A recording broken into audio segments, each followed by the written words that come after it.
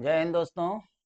परिवर्तन क्लासेज के YouTube channel पे एक बार फिर से आप लोगों का स्वागत है। लाइव क्लास में सब लोग जल्दी से जुड़ जाइए।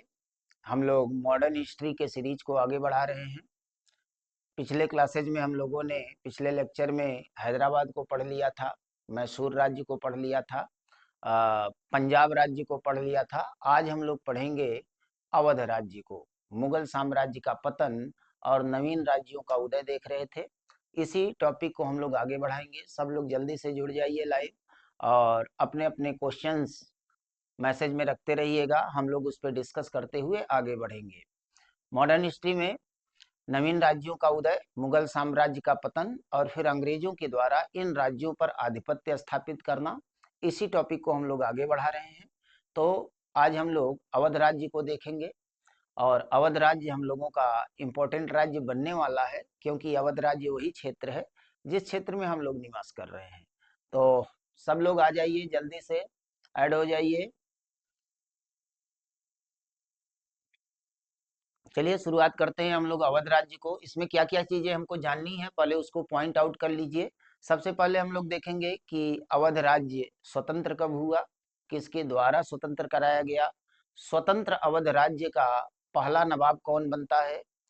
पहले ये मुगल साम्राज्य का हिस्सा हुआ करता था, लेकिन जब औरंगजेब की मृत्यु हो गई तो मुगल साम्राज्य धीरे धीरे कमजोर हो गया और उसका फायदा सूबेदारों ने उठाया, जो कि अवध भी एक सूबा हुआ करता था। तो अवध भी मुगल साम्राज्य से स्वतंत्र होता है, एक स्वतंत्र राज्य के रूप में स्थापित होके यहाँ नवाबों का शासन आरंभ हो जाता है। तो औरंगजेब की मृत्यु के बाद सारे सूबे धीरे धीरे स्वतंत्र होने लगते हैं। इसमें हैदराबाद, इसमें हम लोग बंगाल राज्य, मैसूर, पंजाब, मराठा साम्राज्य, इन सब का इतिहास देखेंगे। तो आज का हमारा टॉपिक अवध राज्य है। तो चलिए इसको हम लोग आगे बढ़ाते हैं और देखते हैं अवध राज्य कब स्वतंत्र हुआ, किसके द्वारा स्वतंत्र किया गया और कौन कौन से इसमें नवाब हुए, किस नवाब के दौर में कौन सी घटनाएं हुई। तो चलिए हम लोग बिना टाइम वेस्ट किए टॉपिक को आगे बढ़ाते हैं, शुरुआत करते हैं। अवध राज्य का आरंभ कहाँ से होता है, इसको स्टार्ट करते हैं। लाइव जुड़ जाइए सारे लोग जल्दी से। चलिए हम लोग शुरुआत करते हैं अवध राज्य को। पहले इसका क्षेत्र देख लेते हैं, अवध राज्य कहाँ से लेके कहाँ तक हुआ करता था।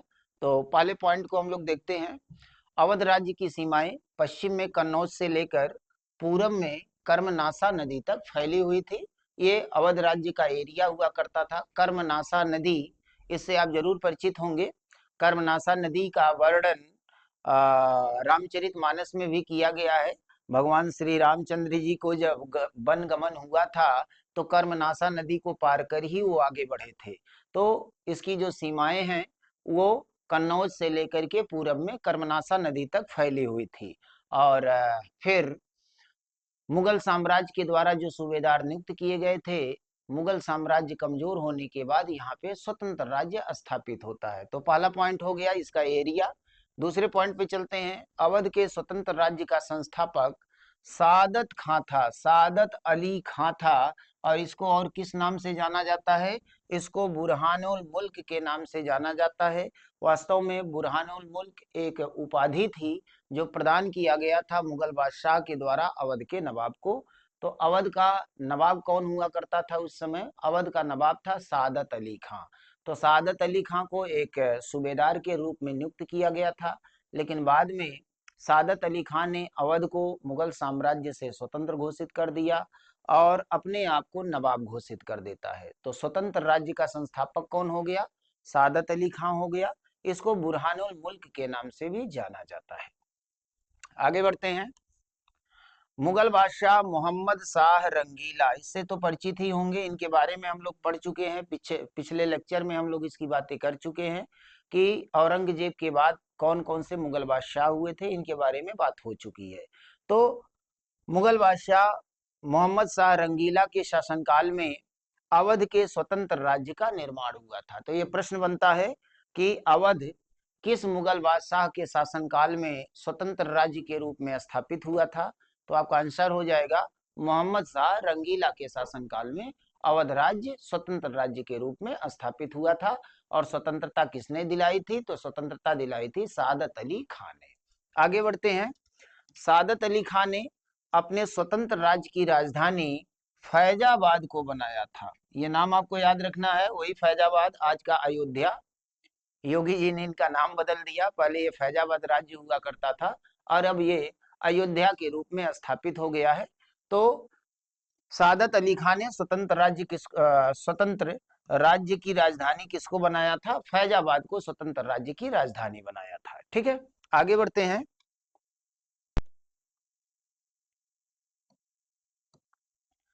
आगे कह रहा कि मोहम्मद शाह रंगीला ने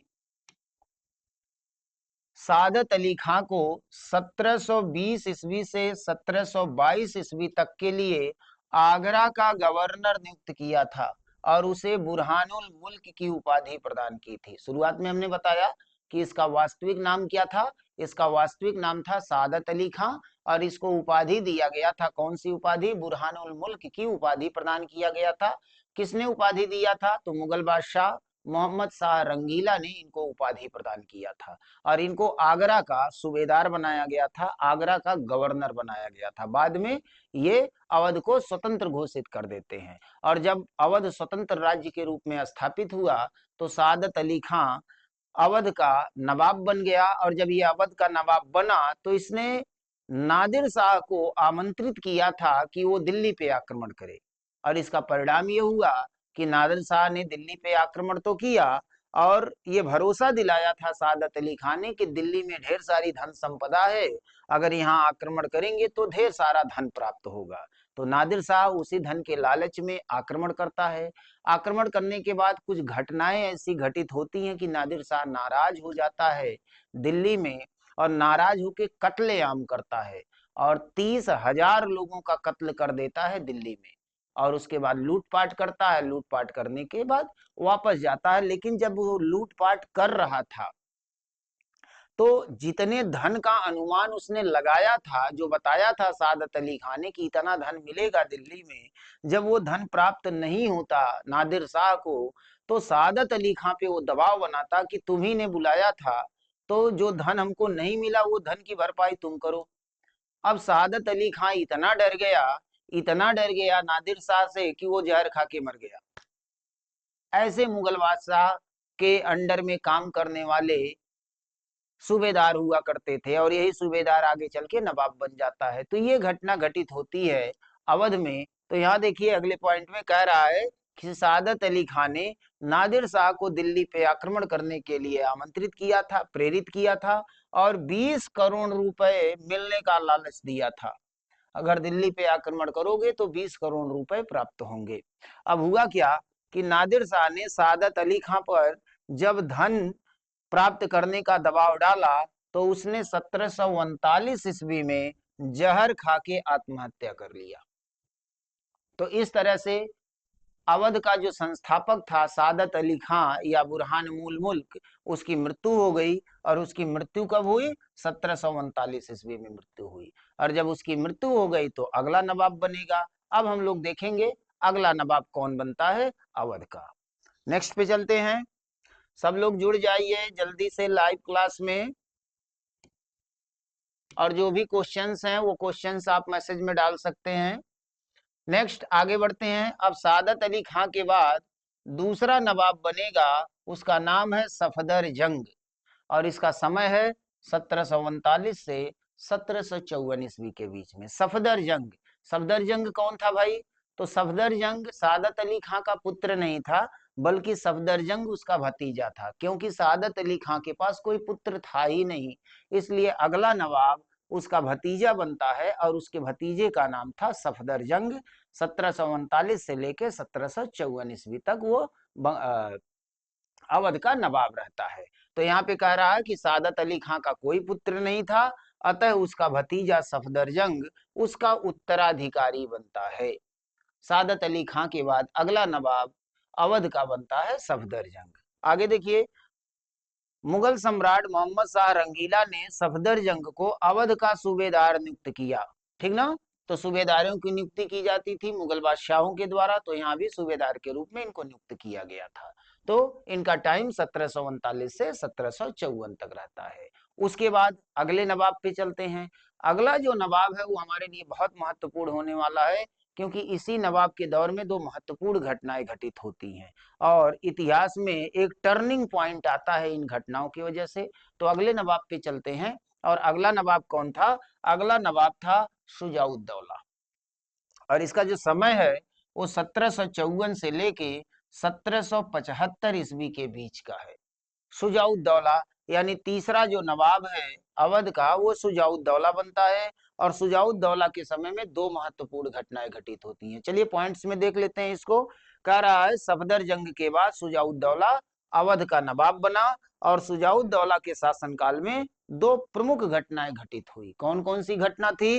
पहला है पानीपत का तृतीय युद्ध, और दूसरा है, ये थोड़ा सा प्रिंटिंग मिस्टेक है, इसको ठीक कर लीजिएगा, ये चौसा का युद्ध नहीं है बल्कि बक्सर का युद्ध है। बक्सर का युद्ध। तो दो महत्वपूर्ण घटनाएं घटित हुई थी, दो युद्ध हुआ था। पहला है पानीपत का तृतीय युद्ध। इसके बारे में थोड़ा बहुत आप जानते होंगे कि पानीपत के मैदान में तीन लड़ाइयां हुई थी। पानीपत का पहला युद्ध, पानीपत का दूसरा युद्ध और पानीपत का तीसरा युद्ध। पानीपत के प्रथम युद्ध में कौन कौन लड़ा था?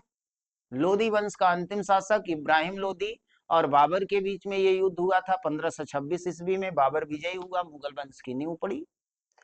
दूसरा युद्ध 1556 ईस्वी में अकबर जो बैरम खां के संरक्षण में युद्ध किया हेमू के साथ, उसमें अकबर विजयी हुआ। ये दूसरी लड़ाई थी पानीपत की। और तीसरा युद्ध 1761 ईस्वी में हुआ था। ये अहमद शाह अब्दाली और मराठों के बीच में लड़ा गया युद्ध था, जिसमें अहमद शाह अब्दाली विजयी होता है और मराठे पराजित होते हैं। और दूसरी जो लड़ाई है बक्सर का युद्ध 1764 ईस्वी में। ये युद्ध क्यों हुआ था, किसके किसके बीच में हुआ था? तो ये लड़ाई हुई थी अंग्रेजों से और बंगाल के अपदस्थ नवाब मीर कासिम के संयुक्त सेना के साथ हुआ था। और इस संयुक्त सेना में तीन सेनाएं सम्मिलित थी। एक तो बंगाल का जो अपदस्थ नवाब था मीर कासिम, उसकी सेनाएं थी। अवध के नवाब शुजाउद्दौला की सेनाएं थी और मुगल बादशाह शाह आलम की सेनाएं थी। ये संयुक्त सेना अंग्रेजों से लड़ी थी और दुर्भाग्यवश ये संयुक्त सेना अंग्रेजों से हार जाती है और इसका बड़ा दूरगामी परिणाम हुआ। अब ये तय हो गया था कि भारत में कोई ऐसी शक्ति नहीं है जो अंग्रेजों का मुकाबला कर सकती हो। जब तीन तीन सेनाएं अंग्रेजों से हार गई तो इसका मुकाबला कौन करेगा? तो इस तरह से रास्ता तय हो गया कि अब भारत पे अंग्रेजों का कब्जा हो जाएगा। तो बक्सर का युद्ध एक निर्णायक युद्ध माना जाता है भारतीय इतिहास में। भारत के आधुनिक भारत के इतिहास में एक निर्णायक युद्ध माना जाता है। इतना महत्वपूर्ण तो प्लासी का युद्ध नहीं था जितना महत्वपूर्ण ये बक्सर का युद्ध है, ये इतिहासकारों का मानना है फिलहाल। तो यहाँ पर शुजाउद्दौला के समय में दो महत्वपूर्ण घटनाएं घटित हुई। एक पानीपत की तीसरी लड़ाई हुई 1761 में मराठों के साथ, अहमद शाह अब्दाली का युद्ध हुआ। और दूसरा बक्सर का युद्ध जो संयुक्त सेना लड़ी थी अंग्रेजों के विरुद्ध। इसमें संयुक्त सेना का साथ दिया था नवाब शुजाउद्दौला ने। ठीक है, आगे बढ़ते हैं।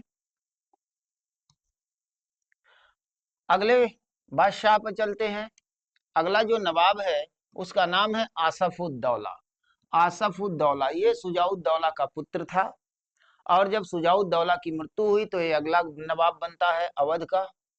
और इनका समय है 1775 से लेके 1797 ईस्वी का शुजाउद्दौला का समय है। इनके दौर में दो महत्वपूर्ण घटनाएं हैं, उसको देख लेते हैं। तो यहाँ कह रहा है शुजाउद्दौला के बाद उसका पुत्र आसफुद्दौला 1775 ईस्वी में अवध का नवाब बनता है।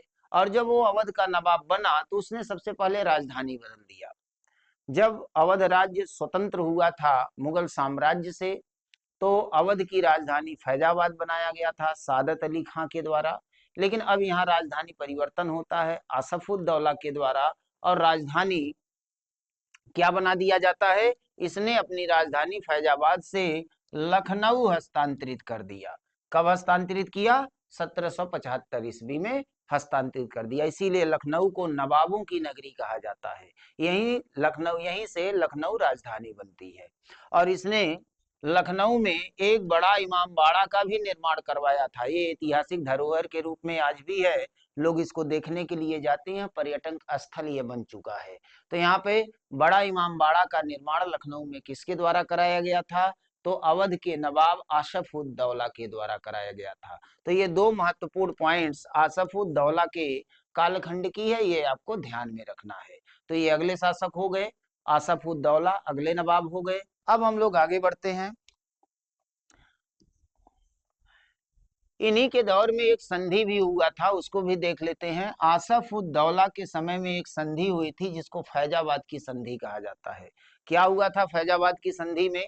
ये कह रहा है कि फैजाबाद की संधि नवाब आसफ उद दौला और अंग्रेजों के बीच में हुआ था। अंग्रेजों के साथ एक समझौता किया था आसफ उद दौला ने। समझौता किस मुद्दे पर था और क्या हुआ था इसमें, उसको देख लीजिए। अगले पॉइंट में देखिए, कह रहा है इस संधि के द्वारा बनारस पर अंग्रेजों की सर्वोच्चता स्थापित हो गई। यानी आसफ उद दौला ने इस समझौते के माध्यम से बनारस को अंग्रेजों को सौंप दिया। और बदले में क्या मिला आसफ उद दौला को? तो बदले में अंग्रेजों ने अवध की बेगमों के संपत्ति के सुरक्षा की गारंटी दे दी। देखिए, उस कालखंड में हिंदू समाज में भी और मुसलमानों में भी बहु विवाह की परंपरा हुआ करती थी। जो हिंदू राजा महाराजा होते थे उनकी भी एक से ज्यादा पत्नियां होती थी, और जो मुस्लिम शासक होते थे उनकी भी एक से ज्यादा बेगमें होती थी। तो यहाँ पर आसफ उद दौला की भी कई बेगमें थी, उनके पास संपत्ति थी। उसके सुरक्षा के लिए यह समझौता किया गया था अंग्रेजों के साथ, और आसफ उद दौला ने इसके बदले में, सुरक्षा के बदले में बनारस सौंप देता है अंग्रेजों को। तो ये समझौता फैजाबाद की संधि के नाम से जाना जाता है। तो ये इनके कालखंड की घटना है। उसके बाद हम लोग आगे बढ़ेंगे, अगले अगले नवाब पर चलेंगे। तो अवध का अगला नवाब कौन बनता है? तो अवध का अगला नवाब बनता है वजीर अली। और वजीर अली का समय बहुत छोटा सा है। वजीर अली को पद से हटा दिया जाता है बहुत कम समय के लिए, कुछ महीनों के लिए ये नवाब बनते हैं। कह रहा आसफ उद दौला के बाद उसका पुत्र वजीर अली कुछ महीनों के लिए नवाब बना था, कुछ महीनों के लिए इसको नवाब बनाया गया था। लेकिन बाद में इसको हटा करके एक नया नवाब आता है जिसको सादत अली खां द्वितीय कहा जाता है।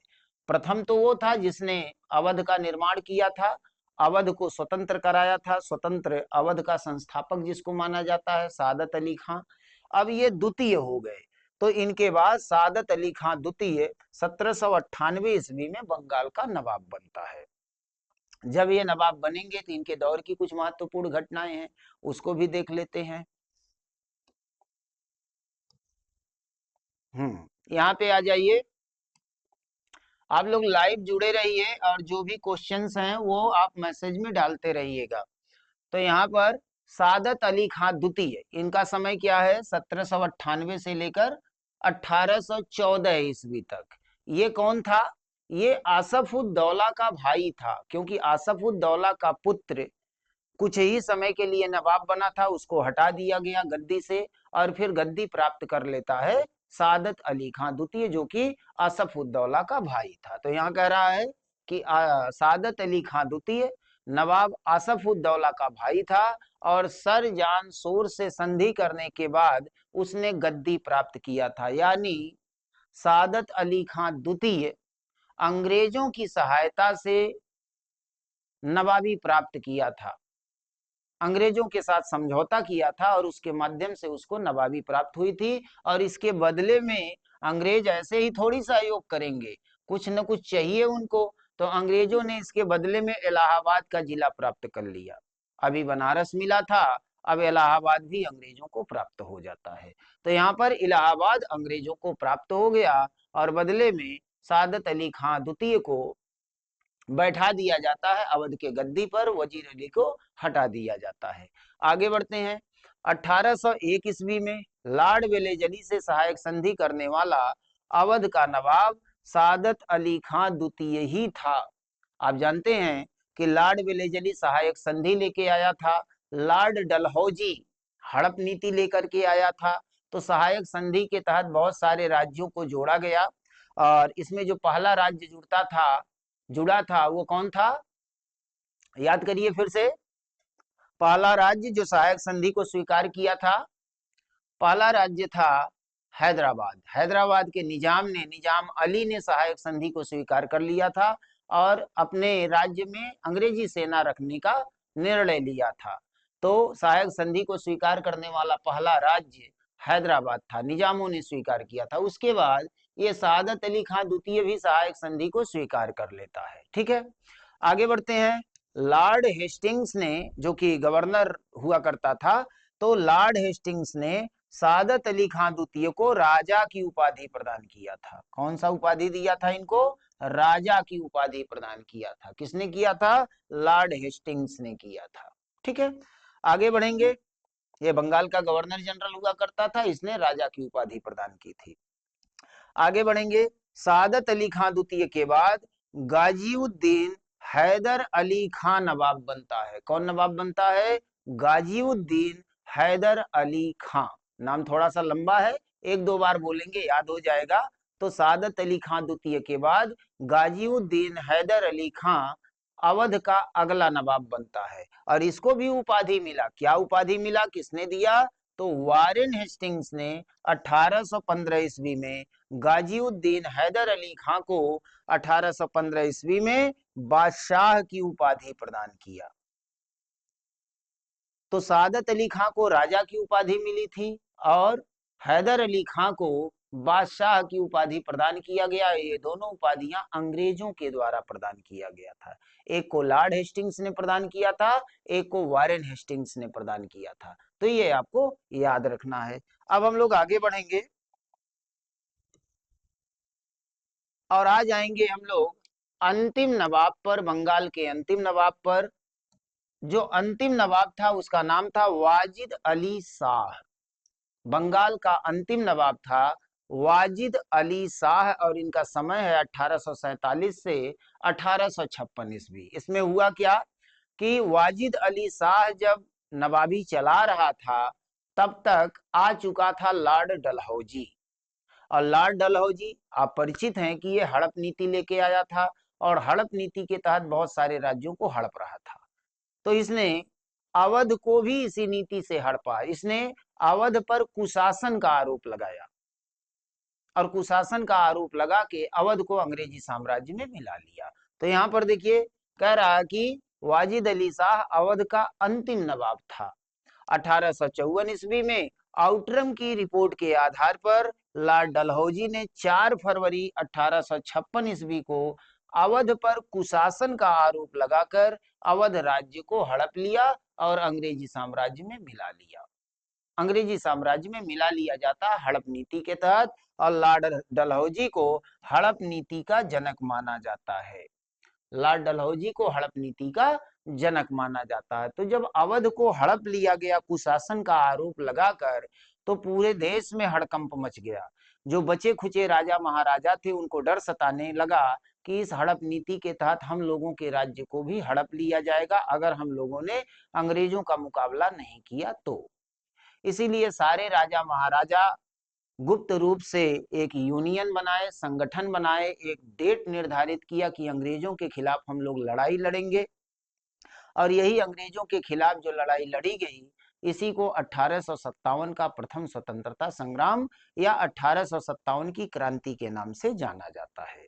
तो 1857 की जो क्रांति हुई उसमें बहुत सारे कारण थे क्रांति होने के। तो राजनीतिक कारणों में एक महत्वपूर्ण कारण अवध का अंग्रेजी साम्राज्य में विलय करना भी एक महत्वपूर्ण कारण माना जाता है।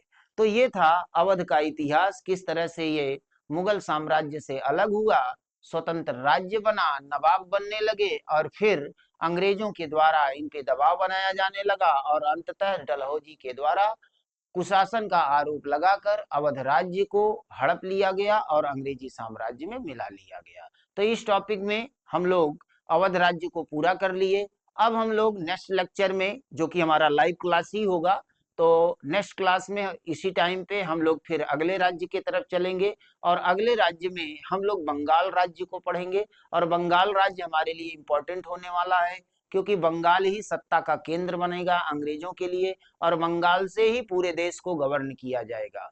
और आगे चल करके 1912 ईस्वी तक कलकत्ता ही देश की राजधानी रहेगी। दिल्ली राजधानी बनती है 1912 में।